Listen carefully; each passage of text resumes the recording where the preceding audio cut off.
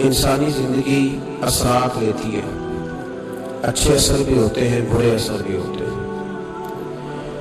انسان کو موسم کا اثر بھی ہوتا ہے، انسان پر اس کے خاندان کا اثر بھی ہوتا ہے، انسان پر صحبت کا اثر بھی ہوتا ہے۔ بالکل اسی طرح انسان پر اس کی نیکی کا اثر بھی ہوتا ہے اور گناہوں کا اثر بھی ہوتا ہے۔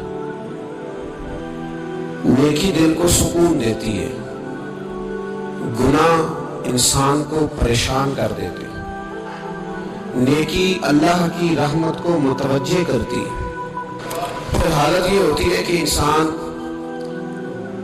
اپنی ان پریشانیوں کا حل کہیں اور ڈھونڈتا پھرتا ہے، حالانکہ جب گناہوں کی بیماری لگے تو اس کی شفا توبہ میں ہوتی ہے، اس کا حل اللہ کے حضور معافی مانگنے میں ہوتا ہے، پہچاننے میں ہوتا ہے کہ مجھ سے کہاں غلطی ہو گئی، کس جگہ جا کے کمزوری میں نے دکھائی۔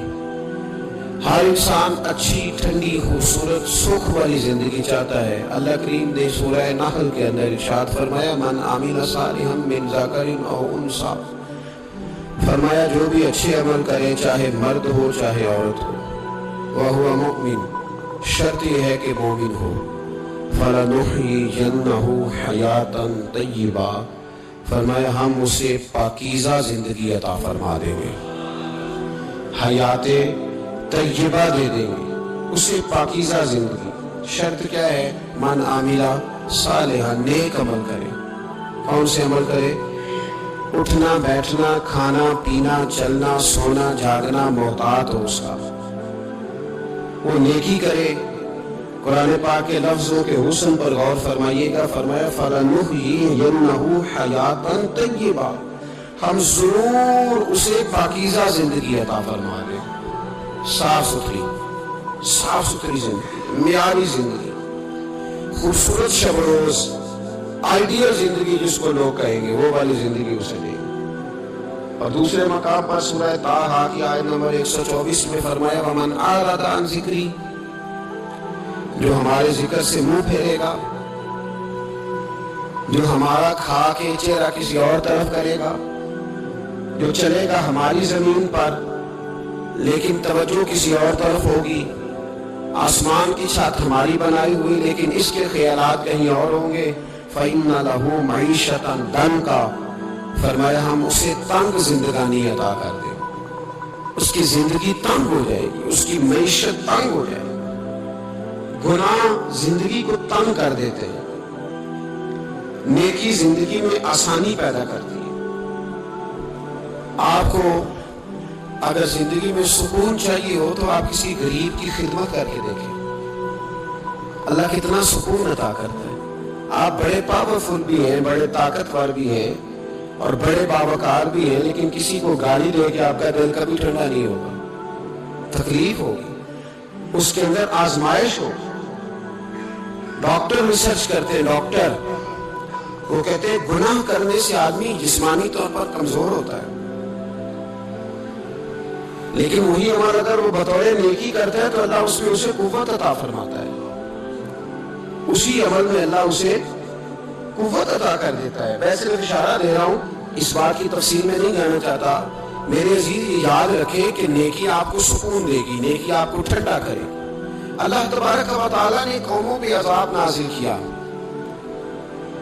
اور قرآن مجید فرقان حمید نے ان قوموں کے تذکرے بیان فرمائے۔ بھائی اس لیے بیان کیے کہ ہم عبرت حاصل کریں، ہم یہ غور کر لیں کہ یہ کام ہم نے نہیں کرنا، اس کام سے ہم نے بچنا ہے، ہم نے غور کرنا ہے کہ یہ چیز ہمارے اندر۔ لوگ کہتے ہیں نہیں جی نہیں، ہم پہ یہ عذاب نہیں آئے گا، بالکل نہیں آئے گا، اس میں شک نہیں۔ پر اللہ نے بیان کس لیے کیا تھا؟ بیان کیا قرآن مجید معاذ اللہ کسی ایسی چیز کا بیان کرتا ہے جس کی ضرورت نہ ہو؟ قرآن پاک نے ایک ایک حرف ایسا بیان کیا جس کی مسلمان کو ضرورت تھی۔ قوم نوح کا ذکر فرمایا قرآن پاک نے، حضرت نوح علیہ السلام کی قوم کو حضرت نوح علیہ السلام نے 1500 سال سمجھایا۔ 15، کچھ لوگوں نے 950 سال لکھا ہے نا، اعلیٰ حضرت نے لکھا 1500 سال عمر ہوئی حضرت نوح علیہ السلام۔ اللہ تعالیٰ بندے کو جلدی سزا نہیں دیتا، بلکہ قرآن مجید میں ایک جگہ رب کریم اس طرح بھی فرماتا ہے کہ جب بندے مجھے بھول جاتے ہیں تو میں ان کے لیے نعمتوں کے دروازے کھول دیتا ہوں۔ بندہ سمجھتا ہے کہ میں کچھ تو ہے نا کہ میرے اندر کہ میں جدھر جاتا ہوں خیر ہی خیر ہو جاتی ہے. وہ سمجھتا ہے کہ میری عقل ہے، حالانکہ اللہ اسے ڈھیل دیتا ہے. اللہ اسے ڈھیل دیتا ہے. گناہوں کی سزا کے 3 طریقے ہیں. ایک ہے متنبع کرنا، تنبیہ کرتا ہے اللہ، بندہ متنبع ہو جاتا ہے، یہ اللہ کا بہت بڑا احسان ہوتا ہے. ایک ہوتا ہے مہلت دینا، اور ایک تیسرا ہوتا ہے اللہ خفیہ تدبیر کرتا ہے. تھوڑا سا سمجھیے گا، انسان پر کوئی آزمائش آئی، فوراً اس کی چھٹی اس نے کہا کہ وہ فلاں جگہ غلطی کی تھی تب ایسا ہوا ہے. ہوتا ہے نا کئی دفعہ آواز آتی ہے نا اندر سے، چلے بول دے کچھ نہیں ہوتا آپ کو، اللہ جانتا ہے یہاں کوئی کچھ نہیں کہے گا آپ کو. اور ہماری تو ویڈیو بھی نہیں گھومتی، یعنی خبر بھی نہیں ہو کہ کس نے ہاں کر دی کس نے نہ کر دی. آپ بغیر ٹینشن کے بات چیت کریں، آج کچھ نہیں ہوتا ہے انشاءاللہ تعالی. آتی ہے اندر سے آواز. میں آپ سے اس لیے ان چیزوں کی تصدیق کراتا ہوں کہ باقیوں کو بھی آتی ہے کہ نہیں، اس لیے تصدیق. کبھی کوئی کسی جگہ انسان پریشان ہوتا ہے تو محسوس کرتا ہے کہ وہاں مجھ سے ہوتا ہے نا جی، جس کو یہ نصیب ہو جائے بڑا خوش نصیب آدمی ہے. حضرت مولا علی فرماتے ہیں اگر تجھے دنیا میں سزا مل گئی تو بچ گیا ہے، سمجھ پھر اللہ کرم کرے گا، آخرت میں سزا نہیں دے گا. اور یہ یاد رکھ لے، وما اصابکم من مصیبت فبما کسبت ایدیکم ویعفو عن کثیر. اللہ فرماتا ہے دنیا میں تجھے جو بھی تکلیف پہنچتی ہے وہ تیرے ہاتھوں کے کرتوتوں کی وجہ سے پہنچتی ہے. ویعفو عن کثیر، فرمایا کثیر گناہ تو میں ویسے ہی معاف کر دیتا ہوں. یہ جو تیری زندگی میں دکھ ہے نا، یہ بھی میری قلیل سزائیں ہیں. یہ کثیر پر سزا، یہ قلیل ہے قلیل.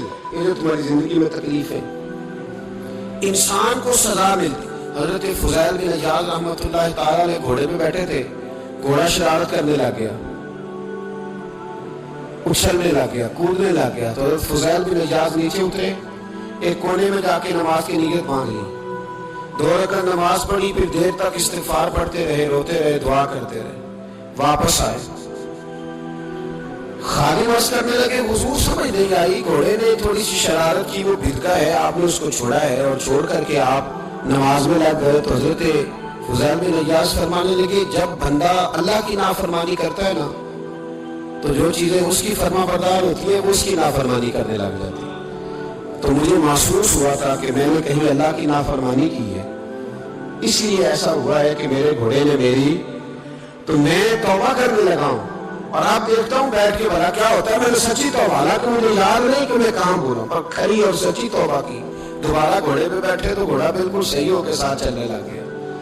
میرے بھائی جب یہ تنبیہ ہے اللہ کی طرف سے، یہ متنبع کیا جاتا ہے کہ تو باہر آ جا. بہت ساری جگہوں پہ انسان کو وقتی طور پر اگر سزا مل جائے، نبی پاک علیہ السلام کی خدمت میں ایک صحابی آئے، بات مضبوط کر دوں، واقعہ سنایا ہے نا تو کچھ لوگ سمجھتے ہیں کہ یہ واقعہ ہے، تو میں ایک حدیث پاک امام بہقی کی لکھی ہوئی عرض کرتا ہوں. نبی پاک علیہ السلام کے ایک صحابی آئے اور ان کا سر پھٹا ہوا تھا، خون بہ رہا تھا. سرکار نے فرمایا کیا ہوا؟ عرض کی حضور ایک عورت جا رہی تھی، میری نظر پڑی، ابھی نظر پڑی ہے کہ میرے آگے ستون آ گیا تو میرے سر پہ لگ گیا. نبی پاک صلی اللہ علیہ وسلم نے فرمایا تیرے لیے خوشخبری ہے، اگر دنیا میں تیری غلطی کی تجھے سزا ملی ہے تو پھر رب تجھے قیامت میں سزا نہیں دے گا. پھر اللہ قیامت میں سزا، بعض گناہ ایسے ہیں جن کی یہاں بھی سزا ملے گی اور وہاں بھی ملے، لیکن میرے بھائی پہلی بات یہ ہے کہ اللہ تعالیٰ اس غلطی کی یہی سزا دے لے. اور دعا فرمائے اللہ تبارک و تعالیٰ یہاں بھی معافی عطا فرمائے، وہاں بھی معافی عطا فرمائے، اللہ درگزر ہی فرمائے. لیکن میرے بھائی ایک تو یہ ایک سزا یہ ہوتی ہے کہ انسان جب گناہ کرنے لگتا ہے تو اللہ نعمتوں کے دروازے کھولتا ہے، مہلت دیتا ہے. 500 سال تک فرعون کو مہلت دی. کتنے؟ یہاں جو 5 سال حکومت کر دیتا ہے وہ کہتا ہے سب سے قابل میں ہی ہوں، مجھے مہلت بھی ملی ہوئی ہے. 500 سال مہلت دی اللہ تعالیٰ.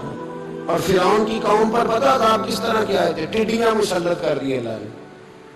یہ گھومتی نہیں چھوٹی سی، ہم اپنی زبان میں اس کو کچھ لوگ مختلف ناموں سے یاد کرتے ہیں، کوئی مکڑی کہتا ہے، کوئی کچھ کہتا ہے. مسلط کر دی، جاتی نہیں.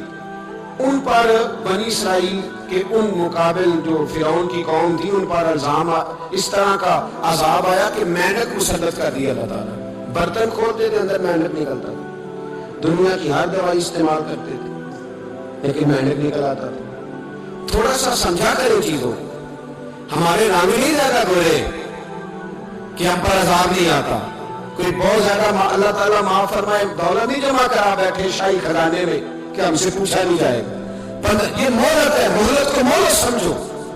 پھر جب پکڑ آتی ہے نا اللہ کریم کی, میں نے دیکھا ہے کروڑوں روپیہ 6 اولادیں. ایک شخص کے بچے باہر سے آ رہے تھے, وہ بندہ بیمار تھا. مجھے کہنے لگا حضرت جی دعا کریں میں ان کے آنے سے پہلے مار جاؤں ورنہ آ کے مجھے مار دیں گے. دعا کریں. اتنی بے سکونی, کروڑوں روپیہ پڑا ہے تو یہ عذاب نہیں؟ کوئی ضروری ہے کہ پتھر برسے میں تو سمجھ آئے گی. یہ سگا بیٹا بوڑھے باپ کے قریب سے گزر جاتا ہے, سلام نہیں لیتا تو اس کو عذاب نہیں سمجھتے؟